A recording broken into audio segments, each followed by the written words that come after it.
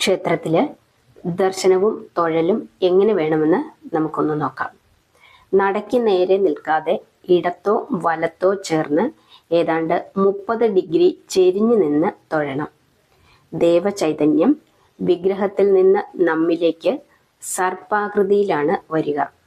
കൈകാലുകൾ ചേർത്ത് കൈപ്പത്തികൾ താമരമൊട്ട് പോലെ പിടിച്ച് കണ്ണടച്ച് ധ്യാന ശ്ലോകമോ മൂലമന്ത്രമോ ജപിച്ചുകൊണ്ട് ഈശ്വര ദർശനം ചെയ്യണം.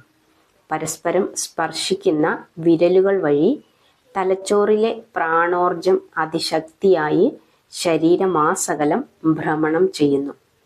ശരീരബലം നൽകുന്ന പൃഥ്വീശക്തി ചെറുവിരൽ വഴിയും പ്രാണവികാര ബലമേകുന്ന ജലശക്തി മോതിരവിരൽ വഴിയും മനോബുദ്ധി ബലം നൽകുന്ന അഗ്നിശക്തി നടുവിരൽ വഴിയും ബോധബലം നൽകുന്ന വായുശക്തി ചൂണ്ടുവിരൽ വഴിയും ആത്മബലം നൽകുന്ന ആകാശശക്തി ചെറുവിരൽ വഴിയും സൃഷ്ടിക്കപ്പെടുന്നു.